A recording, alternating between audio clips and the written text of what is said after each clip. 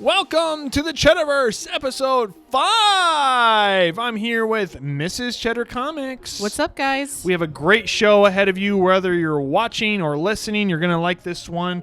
We're talking a little bit about MyComicShop, trying to get some free trade credit.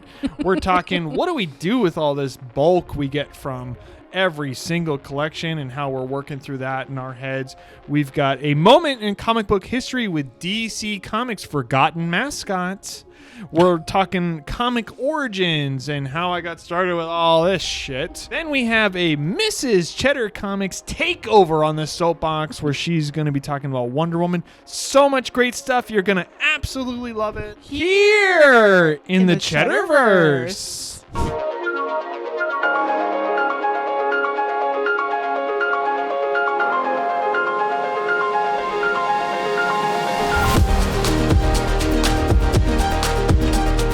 Welcome to CheddarVerse episode 5. What? It's true. Oh, man. Thank you for tuning in. Thank you for listening. Thank you for watching or whatever the hell you're doing. We thank you. We appreciate you. We want to say thank you for everybody for listening, continuing to listen through episode 3 and 4. We hope you are enjoying. It sounds like we've gotten some nice comments and, you know, everyone's still liking this. Okay, great. With everything going on out there, everything's on fire. Not in here. In here's fun, cheesy, light. Very cheesy. Yes, so thank you guys. Yes. Oh, squishy. I am Chris at Cheddar_Comics on Instagram, and this is my beautiful bride, my best friend, Mrs. Cheddar Comics. Hi, everybody. You can follow her on Instagram at Mrs. Cheddar_Comics on Instagram. And again, as always, be sure to like, subscribe, comment, rate. I'm trying to think of what all of them call.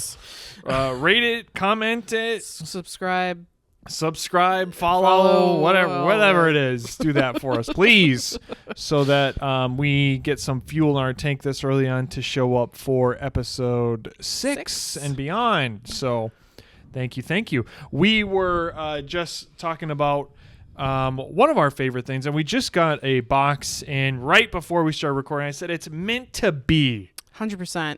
Meant to be. I had it written down. This is what we were going to talk about, and boom, a box shows up of exactly what we're talking about. So for years, me as just a collector, my collector side, not my business side, has been buying and shopping. This is not an ad, but if we could get a sponsorship, I'll take it, okay? If we could get one sponsorship, I'll take it. I love MyComicShop.com. This too. is not a paid plug. I hope someday. I'm manifesting paid sponsorship from MyComicShop. Please. I'll take it in trade credit.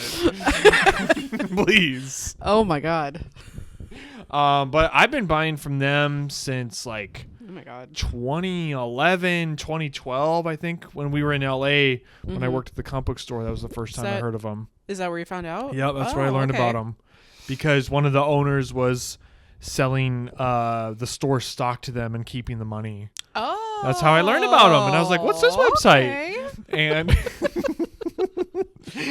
shady. And so I've been shopping with them as a collector since then, and now as a business owner, and we take some of our stock and we trade, send it in and trade with them. You're a part of that now that I got you. I don't have to do that anymore. You're doing it. Yes, I very much enjoy it. You're down in the warehouse. You got boxes of comics. You got your computer open and seeing what they'll take and buy or trade. I always opt for trade. You can do trade credit or cash. I always do trade credit. The trade goes a long way, especially for us now, because it does so much for us. So it's a twofer. So we use that. We take kind of like whatever bulk stock that we can't move, or maybe it's sitting there, and they'll give us whatever. You'll have to see what it is. Sometimes it's 50 cents. Sometimes it's $5. Sometimes it's crazy. Yeah. Sometimes it's 15, and we're happy about it. And yeah. they get, happy to sell to them. And then we take that as trade credit, and then I usually use it for, as on the business side, for like holes. Like I always get collections where it's like this. Okay, I got a collection where I got Thing from Another World 1 through 3, but I need number 4. Mm. So then I go on MyComicShop and I'm holding up it on front of the camera, and then I buy number 4. Boom. And now I can take this and I make 1 through 4 as a set and I sell it on Thursdays, Right. Or I have like a Venom set and I'm missing a couple issues and I needed number 7. So I bought number 7. I think I completed that set and some other another one here, Planet of the Symbiotes. Oh, nice. Number 1, the collection I had, he had 2 through 4 or 2 through 5 and not number 1. So use my trade credit and turn it into that and we'll make some nice money on Thursday. Absolutely. Which is cool. So that's been a nice little trick for us to try to move through some stuff. But also, we personally can use it to maybe add something into the box for mommy and daddy. Personal benefit. A little bit off the top. A little cushion in the box. Hey? Yes, that's happened quite a few times. Well, and it happened today. So that was the business side. So why don't you tell people what you got? I got you something. I got me something for our personal stuff. You got me, what is this, book 2 of the Absolute Wonder Woman hardcover right here.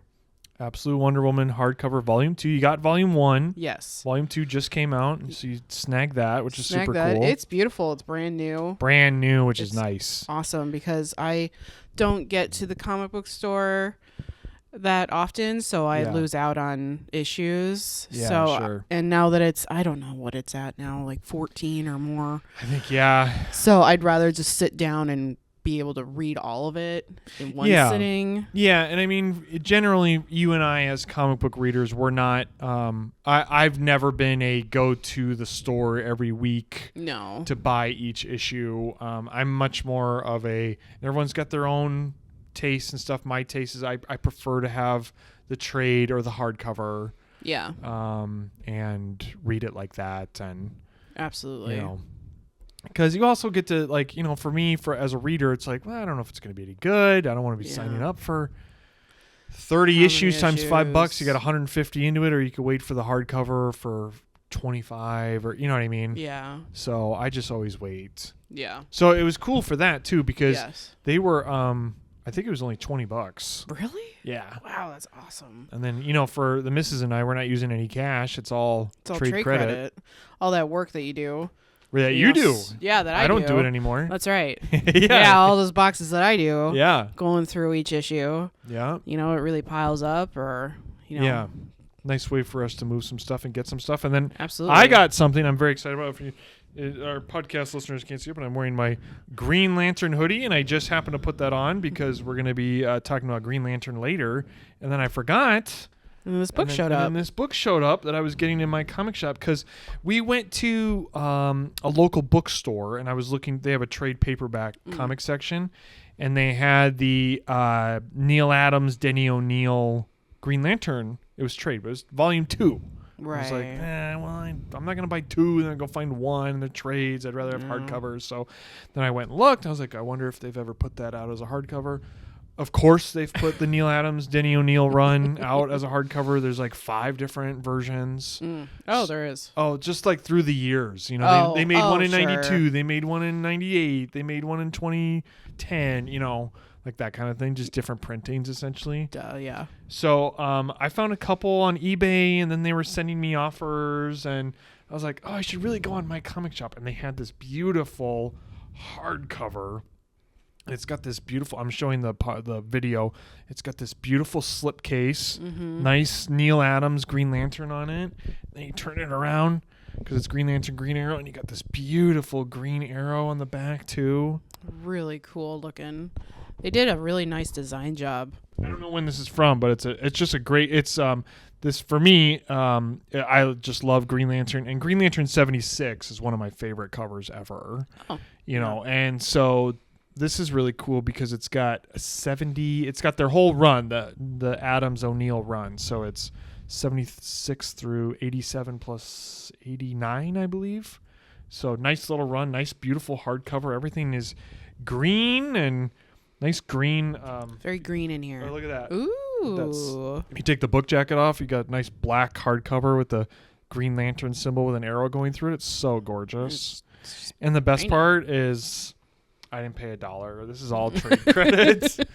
This is all trade credit. And so, that's what we do to get a little bit off the top from my comic shop. And I love my comic shop. oh yeah, so if you haven't, I definitely recommend. And as a buyer too, I love them because their grading is conservative. Mm-hmm. And that's what I really like about them, because there's so many times when I bought from people on Instagram or on eBay and the grading is just shit. Mm-hmm. Or they overgrade, or these guys undergrade on everything. Years ago, I think it was maybe my 30th birthday or something, I bought Amazing Spider-Man 300 First Venom. Yeah. They had it graded at a 7.5, my comic shop. And I had trade credit back then that I got a lot off of it. And they had it at a 7.5, a VF minus. I did get it pressed, so there's that caveat. I did get it pressed, and those books are easy to press. But still, I bought it from them as a 7.5. I got it cleaned and pressed. I got it slabbed, and it came back a 9.6. Whoa. Off of their 7.5. Wow. So even if they were wrong by a point. Oh my God, but still. And it is an easier book to press, but still, I mean, it just to show. Why isn't it easier press? That paper, is whatever the paper that they used in the late 80s, early 90s, for me, because I do pressing myself, amateur pressing, I've always have good luck with that era of books because of the paper's quality. Oh, okay. Yeah. So yeah, just as a nice commercial for my comic shop to try to, we'll try to scheme a little sponsorship here. Oh my God. I genuinely love them, and yeah, the packing's always nice. Packaging is always great. Yep. I had it on our chit chat section to talk about my comic shop trade, and yeah, I heard the mailman drop. Poof. Big old. That's box. what I heard too. Oh boy. Whoa, what's that? That's some books. Oh, it's my hardcover slipcase. I hear some hardcovers dropping. But yeah, they're great. I mean, they don't take everything in on trade, but no, they definitely don't. They definitely don't take everything. No, they don't. But they have a nice system in there to show you like what they'll take, how much they'll pay for each grade, and we just let that thing. I mean, for the business, I just leave that stored up. I got an account in there filled. Oh yeah, filled with funds right now. For me too. Like recently, I've been learning that based off of how what their asking prices are for things, it's usually a signal to me to know oh, maybe this is something important. So I go and I look it up on eBay or whatever, and I see, oh, this is actually a desirable book that maybe people would want for our Thursday show. Yeah, that's what I would do too if I got like a series or something that I wasn't familiar with. Yes. You can just go on their website, not even the sale to sell to them, so that there's a regular website. Let's say it's New Avengers from 2015 or whatever, and you can see, are they charging $250 for every issue? Probably doesn't sell that well. And then you'll see number 16. Oh, that's all the consignment. You'll see all this yellow consignment. You're like, what is that? Right. And it'll kind of reverse engineer for you. Yes. So you don't have to go to eBay to type in every single issue, which is time consuming. Yes, very much so. Yeah, so I found it very helpful like that too, because I don't know anything. Yeah, and it's a nice learning tool. Oh, because absolutely. It's teaching you, what's valuable or what's good or what's desirable. I should say, even not even valuable, but desirable. Mm-hmm. Yeah. Yeah, I have all that. And they have their own system and their own ecosystem. They definitely do. So they have their own pricing on certain books. So, some stuff they'll price wicked high, but that's because their demand is high. And then there's other stuff that they don't do very well with. And I just found a new button on there too. Oh, you did? Yeah, comic art. It's on the homepage. Oh no! And they have original comic art pages on there you can buy. Dangerous. Yeah. Oh. They also have like promo posters like from comic shops. Oh, that's cool. Yeah, they have a whole promo art page. Oh, shit. Yeah, I know. Now I'm gonna go look at it. Great. I'll be down there. Are you working? Oh yeah. Scrolling through Wonder Woman original art. Oh yeah. What are you doing? So yeah, that's our free commercial for my comic shop. This is Tales from the Sales. So something that we talk about it in some episodes, but we buy comic book collections. I should say, sorry. I don't. Yeah, I don't. Sometimes I say we, and I'm like, you got nothing to do with it. I buy comic collections. Yeah, I don't do that. You don't want me doing that. No, I buy comic book collections. This looks good. Yeah, I grade and price. I package. I buy the stuff. So I've been buying collections for the last couple of years, about 2 years. Before that, it was retail arbitrage, so going to shows or going to comic shops or garage sales or that kind of thing. Thankfully, I don't have to do that as much anymore, and a lot of it just comes through the comic collections. But after buying them over and over and over again, and the size of them, and we have found that in every single comic collection, whether it's 10 boxes or half a box, you can kind of split up the collection into different sections. So, but that's taken us a long time to learn, I call it cutting up the buffalo. Yeah. Like how do we cut up all of this to use it efficiently to make money and provide for our family and, keep the lights on and all that, So, but the section we're going to be talking about today is the bottom run. Obviously, the easiest thing are big keys and hot selling books. So that's nothing to figure out. No. The section that we're talking about today with Tales from the Sales is what is all of the bottom run of they're in every single collection. Every single one. There's not one collection that doesn't have this run of stuff. So most comic book dealers call it bulk filler. Okay, yeah. And that's what it is. It's bulk stuff. And I've even seen comic book stores like on Instagram being like 50 lawn boxes for, whatever, however much that is, like $50 a lawn box or something. Sure. So every comic shop has to deal with this run of the bottom. And our biggest challenge has been trying to figure out what do we do with this stuff. It's just random issues of Daredevil, or it's independent titles that don't sell, like The Pit or, Malibu stuff, or, so we've been trying to navigate this area to the best of our ability. Yeah. Because there's a lot of titles that mostly don't sell. It's mostly I wouldn't say undesirable, but maybe tough. Yeah. You might be waiting a very long time for that guy to show up. Like what, 90s Avengers? Yes. 90s Thor. Yes. Great examples. Because to me, when I'm going through all this stuff, it drives me crazy because I'm just like, how many fucking titles do we have to make of the Avengers? Yeah. So what's nice now too is that, because Cheddar's 4 years old, so for 3.5 years, I've been doing all of this on my own. And then in September, once our baby went to kindergarten, then I got to fold in Mrs. Cheddar, and she's been helping me. So that's why, when we were talking earlier, you're doing the MyComicShop stuff I gave you.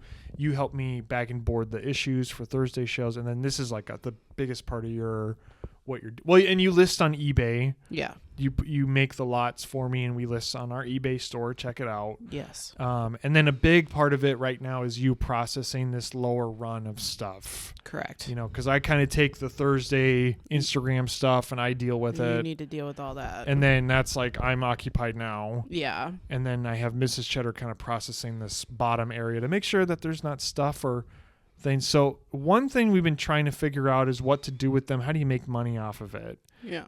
So like you're saying, those 90s Avengers, those 90s Thors, very tough to sell. Mm-hmm. Not that they won't sell, but it's hard to find. You got to wait at the right price for the right person. Right. And how long is that going to be?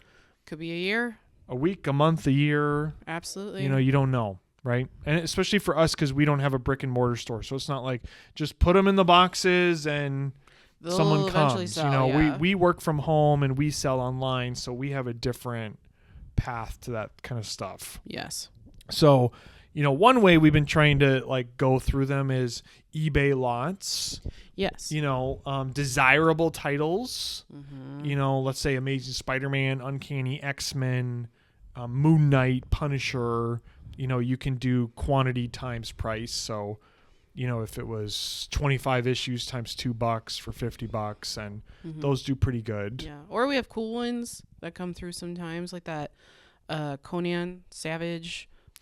What's that The one? magazines, the Savage Yeah. Sword of Conans. Those were cool because it's like a unique lot. Yeah, we had because there's two. There was that was one we two. still have. Yeah, the big one we still have. That was Savage Sword, and then I think the other one was Saga of Conan. Right. It was like 77 issues. And that one was, I think, 77 times $2 a piece, and Yeah. it was a great deal. They're just so cool. They're very cool. So it's fun when lots like that happen. Yeah. You know. So that's one way, for us to try to pool that stuff together. And then now we have a small storage unit down in our apartment building. Yeah. Our warehouse. Which used to be our personal space. Yes, it was. Like fully our personal space. Mm-hmm. Like for our memory boxes and baby stuff. DVDs and stuff. Yeah. And then Cheddar Comics kept growing and growing and growing, and it was a shelf and then another shelf, and then Oh my gosh. we're like, we got to take our stuff out of here, put that in the garage, And now we have full metal shelves. Yeah, I had to spend I think it was $500 on shelves. Yeah. Last year. And that's just one side of the wall. The other side is literally for storing supplies, Oh my god. boxes, Bubble wrap, bags and boards, Gemini mailers. There's so many. I just feel so bad because you have so many different brown boxes down there, and you're like, go get the Gemini boxes. Yeah. I'm like, I don't know which brown box that is. Yeah. You're like, it's this one. Like, oh yeah, bring up the wrong one. It's okay. You gotta take it back. That's all right. There's yeah. post office stuff. Yeah. And, yeah. That's just all of our supplies. I mean, our friends and fellow collectors don't have to think about that stuff, but I'm buying new supplies all the time. All the time. We had that slab sale last week as far as supplies. Oh yeah. And it was $100 in bubble wrap just to wrap all of these. Slabs. It was 28 different slabs that sold. You ran out. So I ran out. I had to get a Target run. I ran out of that. I had to go to Walmart. I had to oh my god, it we was went through crazy. I think 4 or 5 rolls of bubble wrap. Yeah. It was nuts. So anyways, as far as bulk filler goes, we've been trying to figure out what do we do, because as of right now our warehouse is clogged. It's clogged It's up. totally clogged up because of the bulk filler we can't move. Mm-hmm. So we decided we're going to try a new method, which we've never tried before, and we're going to list a whole shelf of boxes on Facebook to try to move them to a local person. Yeah. Or whatever, wherever they come from, Chicago or Quebec or whatever. Whatever. So that's been A journey. Because I had a couple friends come by, and I let them pick through, and I gave them a box rate, fill a box for $50 kind of thing. And we had 3 rounds of that, and they took out about 15, 16 lawn boxes or something altogether. Yeah. So that helped. It helped. Mow through it. And then we did a final count on what we have left of bulk. And we ended up, the final count was 43 lawns, 25 shorts. And these are just a box from this collection, a box from that collection, a little bit of this from Thursday, a little bit of that. This stuff didn't sell on eBay after a year. Wow. Just little bits over the year. That you don't think about. No. And then you have this huge mountain that now you have to chip through. Yeah. And hopefully someone else will want it. Yeah. So it's out there. It's been out there as of this recording for a little over a week. I've had some bites. I've had some low balls. I've had some weird. It's on Facebook, so I'm going to have weird conversations and weirdos and, so we're going to try that. If we can sell it, we can take the cash and put it towards our kids' summer camp and have that covered for the summer. And if we can't sell it, then we have to go to a plan B, which we don't want to do because it's labor intensive, and really hopefully that won't happen. Because we also have since you got rolled in September, we have a new process of how to handle new collections, and the new collections are getting processed in the Fast. new way. Yeah. You know, I take my Thursday stuff, here's your eBay stuff, here's stuff we have to look up, and then here's what we don't know what to do with. Right. You know, is kind of the sections. Yes. You know, so. But the process works. Our new process works, and what's down there Is old process. is the old process when I was alone. Yeah. And I only have so much time in the week to kind of do the other 1,000 things I have to do running the business on my own. Right. You know, where I just didn't have the time for the bulk filler stuff. Yeah. And I remember know. like maybe it was last summer we tried like, hey, when the kid's at school for like 3 hours, like, can you go down there and try and organize? And like I got through like just the Marvel section. Yeah. And then I had to stop. And people in the comments might ask, like, why don't you be a vendor? You know, why don't you go in person and sell that stuff? And I have done, in the very beginning, like 2 or 3 years ago, I did that. I spent a year vendoring at different places. I did the Madison Mighty Con. I did the Milwaukee Mighty Con. I did some parking lot sales, and I just didn't like it. No. It is a lot of work. It's the same thing, just like we talked about in episode. It's like, what episode is this? In episode 4, we talked about like kind of the process of what it's like to do the Thursday show. Those sales, like to do those vendors, it takes me like all week to get ready, you know, or at least a couple days. I got to load up my car physical labor. I got to unload it when I get there, physical labor. I got to be there all day, nice and happy and smiling and wheeling and dealing, you know, to make a couple $100. And then I got to load it into my car, physical labor. And then I have to unload it when I get home back to where it was, physical labor. You know, so it's just a lot, you know, and most of those, I did good at one. I think one show, the Milwaukee Mighty Con, I did like $900. Okay. And that was cool. But it was a lot of like, it wasn't the bulk filler stuff. It was the other stuff. Yeah. I had some slabs at the time, and it was that stuff that sold. Yeah. You know, the other shows where I did like bulk filler was like 100, 200. One of them I didn't even make $100. Yeah. So we don't do very well with vendor stuff. No, other people do. We don't. Everyone finds their own thing. Yeah. I'm very thankful for eBay and mostly for Instagram, and you know, just putting a claim sale up will do better for me than, you know, I could put a claim sale up and make that same amount, you know, than having to spend a day getting ready, a day being there, and a day coming down, you know, because it's not like you're unloading, you know, Lincoln Logs or toys or something. These are, you know, 50-pound, 75-pound boxes times 20 or 30. Yeah. You know, so I don't do vendoring. No, we don't do vendoring. We tried it. Yeah. It's just not for me. No. So wish us luck. We hope that someone will come and buy this. Buy this collection from us, because it's a good deal. I mean, I priced it to. I had 3 people tell me. My dad goes on Facebook in Madison, and he sends me stuff, and he texted me the other day, and he's like, "You gotta check out this collection. This is really cheap." And I was like, "Dad, that's me. That's mine. Listing. That's my basement." Oh, I just saw that it was in Madison. I didn't think about it. Whoa, well, that's really cheap. You should definitely sell it. I'm like, okay. All right. Thank you. And then somebody else, our friend Buddha, who sends me stuff here in town. Yeah. He was like, I wasn't going to send you this. And then I clicked on who it was. I saw it was you. I was like, oh, my dad just did the same thing. He's like, oh, I'm glad your dad and I have something in common. Sending you collections on Facebook. Yeah. You know. So hopefully someone will take it, and then we can clear out some space and mostly that. Get this old energy out, get some new energy in for when the spring and summer comes, and I'll be going like crazy, and you know, wish us luck, wish us luck, wish us luck, send good luck, manifest that shit, and start chanting. Wish us luck, sell the collection. Wish us luck, sell the collection. I don't want to lift it anymore.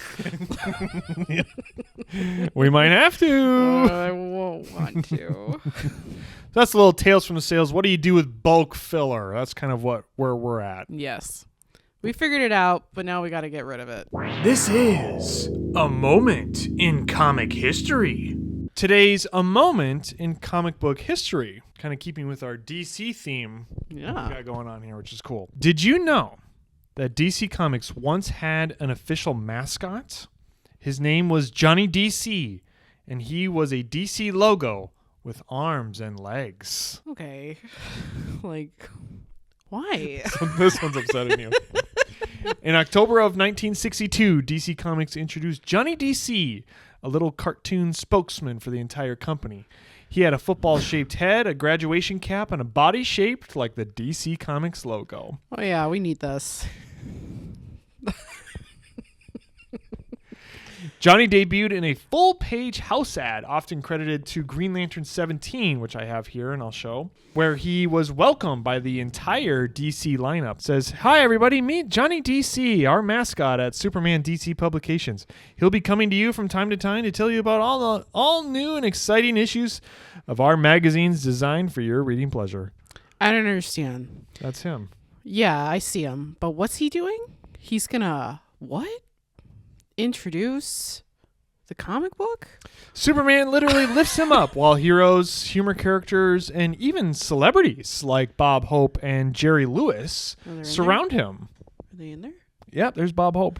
Oh. Yep, and there's Jimmy Olsen and everybody. Wow, they were like, we're going to go all in on this. For the next couple of years, Johnny appeared inside DC Comics promoting upcoming books.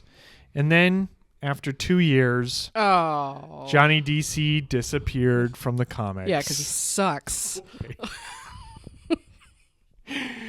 Decades later, he later popped up as a parody character called Johnny DC, the Continuity Cop, policing DC's confusing timelines. I thought Johnny DC would be another little weird chapter in comic book history when DC Comics thought, we need a mascot. What year was this? This was 1962. They were really reaching for something here, hey? Well, what do you think of him? I think he's stupid. What? A DC logo with arms With a head? and legs. So his body is the logo? DC logo, and yeah. he's got this little weird head. Yeah, he's got kind of a football head. And he's got a cap, graduation cap. And he's got little arms and legs. Skinny arms and legs. Yeah. I'll put a picture up on the video. This is so dumb. Whose idea was this? What executive was like coked out? He's like, we need a DC logo. I don't know. Because that's going to help us. Do you think people were coked out in the 60s? Well, what else would it be? I don't know, glue or something? Glue? I don't know. I don't know. I just assume it's always cocaine. Okay. If you're an executive somewhere. Did Marvel have one? Probably not. Well, that's what I thought was kind of interesting about Johnny DC, to have a full mascot. Mm-hmm. You know, like, you think mascot, you think Ronald McDonald, or you think an animal. Yeah, Any sure. animal. Yeah, like a sports team, or yeah, you know, Joe Camel, or you know, you think like that kind of stuff. So when we were playing, it was actually we were playing with our kid. She's 5. Her and I were playing that DC Comics Villains Lego game. Yeah. The bad guy game, she calls it. And there is Johnny DC is in that. Seriously? Yeah. In one of the menus, and he's like helping you select it, and he looks just like this. And I was like, what the fuck is that? What a weird thing to make. And then I kind of looked it up, and I was like, oh yeah, I have seen, sometimes when I flipped through some Silver Age DC comics, I've seen him. I'm like, oh yeah, that's right. That's Johnny DC, that weird DC Comics mascot. And no, Marvel's never had a mascot. I think Stan Lee's probably the closest thing to a mascot they ever had. But it's just a logo. I mean, it's a logo with a head on it. No, I mean, there's no mascots. Like Marvel just has their logo. You know, because that's all you need. Image has a logo. Comic companies, book publishers, anything in print, I don't think has a mascot. That's why it's stupid. Wait, what? Because you're correct. Maybe you think that it's stupid because of how he's designed. Maybe it's a design. No, not at all. He would appear, I have some additional notes too. He would appear in house ads like this one. and he would. There was an article I read this guy wrote. He took up valuable ad space with his big head hawking the new DC Comics book. Yeah. I agree with that guy. That's kind of what he did. That guy's right. Yeah. He's just taking up space. This is just a waste of space. And then they tried to like bring him back a couple of times. Oh my God. You know, like it was like a silhouetted version. I'll try to find the picture. It was like a silhouette, but it was kind of more like a film noir, like a guy with a hat, like black silhouette logo. And people are gonna be like, "Oh, no, Johnny DC. They're bringing him back." I don't think that happened that day on the planet. Well, no, but that's what they're going for, I'm assuming. Like mystery silhouette. Who is it? Who could it be? The guy that you all know. I'm sorry. You seem to like Johnny DC, so I should lay off, hey? I was going to get a Johnny DC tattoo, but now that you're dunking on him, I don't think I'm going to anymore. Oh, man. I'm sorry. He's so happy here. Everyone's welcoming him. Stupid. Well, I feel very, very privileged because they said Johnny DC's first appearance is in Green Lantern 17. I was like, oh my God, I have Green Lantern 17. I have Johnny DC's first appearance. Whoa. Whoa. I'm getting laid tonight. Oh. Right. Not me? Right. No. So then I was hoping you asked exactly the right question I wanted to. Was like, has there ever been another Mascot? You know, because that was my first question. Like, The answer is no. Where did you ever get this idea? You know, and there's so little. Like, there's next to nothing I can find about Johnny DC. Well, yeah, no one's gonna attach their name to this idea. Oh my God. I came up with Johnny DC and I never get the credits. Exactly. Said no one. So yeah, he would come back and like he would hype a new story and he'll be in the corner. So it's so I think stupid. Such a waste of valuable space. Yeah, I think. Yeah, because I would think that the comic book itself would be doing that, like the character in it. Yeah, sure. The artwork. Nope.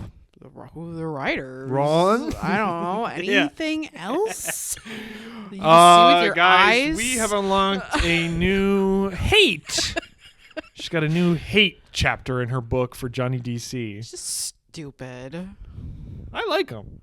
Get out of here. I'm going to get on the other side. I like Johnny DC. Get out of here. Somebody needs to protect him. No, I don't think so. Bring back Johnny DC. Well, they tried and it didn't work. They did try a couple times, yeah. We all know they why. tried like a new I'll show the pictures. They tried like a new modern look and they didn't. It wasn't like this. It was just like a kid dressed as a hero, or you know. And then they tried the noir That's one. Cute. You know, but a kid would be way better no, sitting on the shoulders of Superman. I than like Logo. Whatever the fuck this thing is. Wow. Okay. And it's such a basic drawing too. It's like a circle and like 4 lines in a weird smile. No, I don't like it. Yes, let the hate flow through you. They're like, Anakin. DC's like so happy that someone's talking about Johnny DC right now. They probably don't even.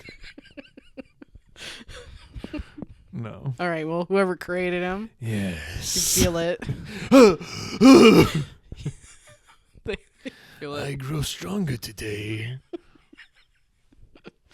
Someone must be talking about Johnny DC. I loved him. No one understood me. Well, I guess I won't be getting that Johnny DC tattoo anymore. Oh, bummer. Boo! You bring that into an artist, they'd be like, really? They'll do it. Really? If I'm Well, of course they'll do it, but they're still going to be like, really? If I'm paying them, they're doing it. And that's today's A Moment in Comic Book History. This is Days of Cheddar's Past. This is our new segment, Days of Cheddar's Past, where we peer into the pool of our previous life. Ooh, like Galadriel's Like cool. Galadriel in Lord of the Rings. I did that for you. And pull a tale out from our past, talking about the old days. Like in Harry Potter. Sure, another one for you, Harry Potter. Good. All non-comic book references. Sorry. So, a lot of people will ask other collectors, or I get a lot of, hey, how did you get into comics? And I have to do from birth, since I was born. Since you were born. But that's mostly with if you listen to this and you didn't listen to the other episodes, my dad owned a comic book store when I was a kid in the 80s and 90s in Portland, Oregon. But when I was a little kid, that was till I was like 5. I didn't read comics. You're not reading them. But I had the characters all around me. Toys, the games. Toys, games, clothes. Everything. All the other cards, Mm-hmm. TV shows, cartoons, stuff like that. All that stuff's pretty much since birth. And then, so for comic collecting, though, I did just want to take a moment to tell the day of my comic book origin. There's like 2 days in my life where I felt like I got hit by lightning. And this is kind of one of those days where I feel like I got hit by lightning and my whole life changed after walking into that store, kind of thing. Wow. So we were on I was probably 13, I think. And we were on a family vacation. It's a little tourist town called Eagle River in Wisconsin. And it's just a tourist town. You go up and down the main street and it's souvenir shops with moccasins and knives and T-shirts and like that kind of place. Yeah. And around the corner there was this antique store that my dad wanted to go to. So it was my dad, me, my mom, my sister. So we walk into this little lady's antique store in Eagle River, and she had a glass case right when you walked in. And there was a single comic book in the glass case on the bottom shelf, and it was Showcase 22, which I'll show on the screen if you're not familiar with it. It's first appearance of Hal Jordan, first Silver Age appearance of Green Lantern, very early Silver Age DC. And for some reason, I was just totally enamored with that comic, which to this day I find very odd because I wasn't into comics. And I certainly was not into Green Lantern, which is also very weird. But I was just totally captivated by it. And my dad caught me staring at it and asked me, "Are you interested in that? Do you like that?" I'm like, "Yeah, it's really cool." And he's like, "Do you know what that is?" I'm like, "No, I don't know what it is." That's first Green Lantern, first Hal Jordan. I'm like, "Oh, that's really cool." Up until then, you knew. Did you know who Hal Jordan was? No. Oh, okay. I probably knew who Green Lantern was. Okay. But not, the different ones. Okay. So yeah, that's the other thing that's weird about that day too, is I don't know why. Like a laser beam, like. Yep, just magnet. Drawn. Just pulled into it. Makes sense with the character. Why? Who the character is. Oh. Yeah, I just find it very weird because I didn't like Green Lantern or know of him, and I wasn't into Green Lantern, and I wasn't into comic books, and I wasn't into vintage comics. So why I don't really understand why the intrigue. Why I was so magnetized to looking at a single book in a glass case at an antique store. How odd. I find it very odd to this day. Yeah. And so my dad caught me looking at it and asked if I was interested in it, and I don't remember the exact price, so this would have been like 2001 or something. I think it was like $300. No. Which that's a lot. I mean, yeah. To just spend on your kid, that's not what we, he would take us to Kmart once a week and he would give me $20. And that was like really, yeah. Not that he took care of us and he spoiled us. His love language is gifts. Yes, it is. So, but I'm just using that as a benchmark. That's like a weekly thing was like $20 at Kmart. So to go into this place and it's a $300 comic, and for him to say, "I'll buy it for you," and I was like, "What, really?" Yeah. And he's like, "Yeah, let's get it, which I also find weird, for him. Yes, that's weird for him. And the only thing I can think of is maybe, because his stores at this point, he had the Portland stores, and then we tried again in Michigan. He brought all that inventory and he tried to open another store, but the town is too small. It's like 10,000 people, and a comic book store can't survive. So he closed the store twice. Right. You know, so at this point, maybe it's been,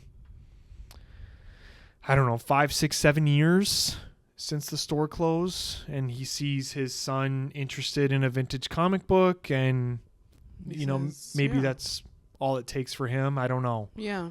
You know, that's the best I can kind of psychoanalyze my father that day. Yeah, sure. You know, it's probably my best guess. His is easier to figure out than me that day. But anyways, he bought it for me. We took it home. I don't remember when the conversation came up, if it was right after or later, but he was like, do you want to get more into this? You know, and I was like fish to water. I didn't know anything. So I was just totally, you know, oh my God, I learn a whole new thing and get into it. And that's something you share with your dad. Yeah. Which I'm sure felt really nice. It was. Yeah. It was great. It's like one of my favorite periods with us. Maybe that's why he wanted to do it too. Yeah. You know, there's a connection there between him and his son. So we're just buying up vintage books and getting into collecting. And we had a big dining room table like this, and we just took it over, and he would teach me how to grade, and he taught me how to grade, and he taught me like the history of comics and all that. And then I would go on my own and I would watch documentaries, and History Channel had a documentary I bought on DVD, and we would get the Heritage Auctions catalog of their sale every month. And I would just flip through that and learn about the big books, and I would cut out the pictures they had, and I covered my whole ceiling in pictures from the Heritage catalog. Wow. So my whole ceiling in my room was covered in vintage books. You know, so we had that run, you know, for those 5 years, and that's pretty much like what serves me now as Cheddar Comics. That's the foundation I was given for those 5 years. Yeah. You know, and then going with him to buy collections too. He had an ad in a local paper, you know, that he bought collections, and sometimes they would come in, and I'd go with him, and he'd negotiate and stuff, and you know, taught me a little bit there. But a lot of it he was buying at Heritage at the time. Oh, was he? Yeah, a lot of it we were getting on eBay and Heritage. Oh, wow. Because Heritage was still under. It was early 2000s, so it wasn't like it is now. Crazy. Good luck. Yeah, sure. You know, I remember some of the coolest stuff was like he bought like the second Green Lantern, Golden Age Green Lantern, All American Comics 18 or 17, I forget which one's second. We had that for a while, and wow. So I had all these great books, but it all started with that Showcase 22, and Green Lantern is my first love for comic collecting because that's where it all started. And all of those comics we ended up selling at 18. The deal that I knew when I started was we were going to sell them all and pay for college at 18, or pay for some of it. So when 18 came, they all got sold, and they fully paid for a full semester at school.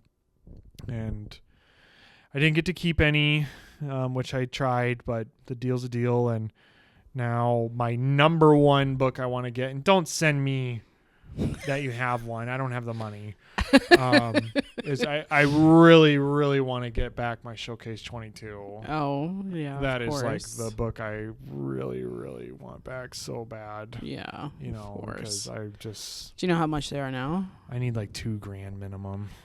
Oh, okay. For like a good grade? Yeah, that's like a decent grade. A 2. Yeah. Okay. Yeah. So I'd be happy with a 2 on that. I'm sure. Just to have a bag, yeah. But that's my number one grail at the moment is Showcase 22 to kind of fill that hole that I've had for 20 years. Wow. That's where we're at now. Oh, man.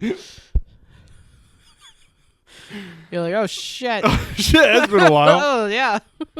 Oh, I don't like that math. You ever do that? You have to calculate how old you are. Yeah. So that's kind of just I just wanted to do a Days of Cheddar's Past, just kind of talking about Showcase 22 and Green Lantern, and where it all started. I did get a piece back this year because of that DC Silver Age collection. Oh yeah. But my favorite part of my collection was I had Showcase 22 and I had Green Lantern 1 through 100. Right. We went after. So in that DC collection in the fall, I posted a bunch of those DC books and none of them sold except for 5 or 6 of them. Yeah. And then I was like, oh my God, nobody wants these. And then you said, no, nobody wants them because you're supposed to have them. It's true. Nobody wants these more than you. And that was true. So I kept them all. Yes. I kept like a whole short box, and I've been trying to fill in the 100. the holes to get the 1 through 100 again. So I got a big chunk of that Green Lantern love back, which was nice. It really filled a deep hole in my heart. Well, yeah. Getting it back, you know. Yes, of course. So I need all the big ones. I need number 1. I need number 1, and I need number 7 for Sinestro. Oh yeah, you've been trying to get that one. And then there's a couple. I think I need 5 in the 1 through 100. Wow. I think I need 5. That's And they're great. all under like 15. Okay. So they're all early ones. And then I need Showcase 22, 23, and 24. Okay. And then I'll get all my Hal Jordan stuff back. It'll happen. Yeah, like I got my Alan Scott little statue my dad bought for me in high school. This is the only thing I still have from that time. I don't have any of the comics, but I have my Alan Scott ring. Alan Scott's my favorite Green Lantern. Is he really? Oh yeah. I didn't know that. Why? I like his look, The costume? the costume, Yeah. the most. Yeah. And I think that's probably it. Cool. I just like. I his have that costume art much. piece down in the warehouse, the Martin Odell Yeah. Golden Age piece. Yeah.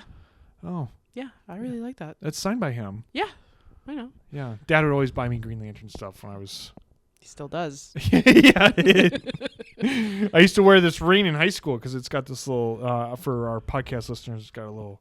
His ring, you know? It's a lantern. It's a little lantern, so I would wear that to school every day. And in college. Yeah. Uh-oh. But it was a different one. Oh. You had different ones. I did wear Green Lantern rings for a while. So that's a little my comic collecting origin story to get in there in today's Days of Cheddar Past. This is Mrs. Cheddar's Soapbox. Mrs. Cheddar's Soapbox. Ooh. Mrs. Cheddar Takeover. Ooh, I could talk about the one thing that I kind of know about. I love it. It's March now for this episode. It is. So that means it's Women's History Month. Very cool. So I thought I'd just share some thoughts on my favorite character, Wonder Woman, who is, I think, very underappreciated in the DC universe. Preach. She's one of the most recognized characters in the DC universe. 100%. Especially for female characters. One of the 3. She's part of the Trinity. One of the part pillars. of the Trinity. And the thing that she doesn't get is that push from DC Comics as much as you would think she would get.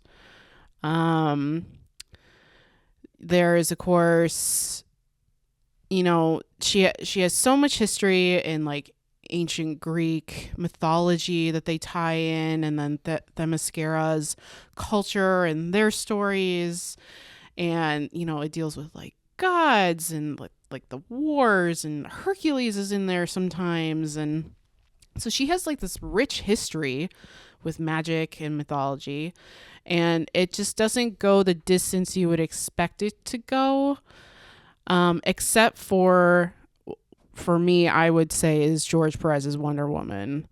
That's where, to me, they really nail the character and her story, her origin, and how they can take the character and really put her out there and let readers connect with her, because it's such a fascinating storyline.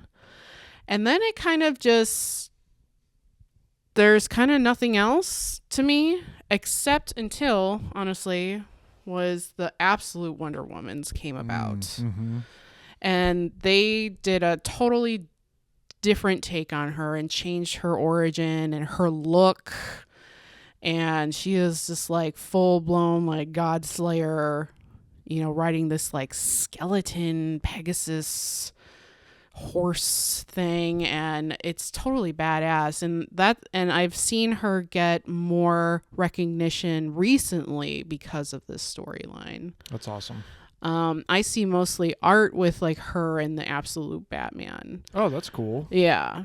Sorry, Superman. So that's really cool to start seeing her, get popular again in a different, more modern way too, which I really like, because she is a total,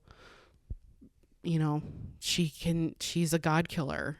So why shouldn't she be showcased as one? And that seems to be the theme for this new one. And so you should appreciate Wonder Woman more.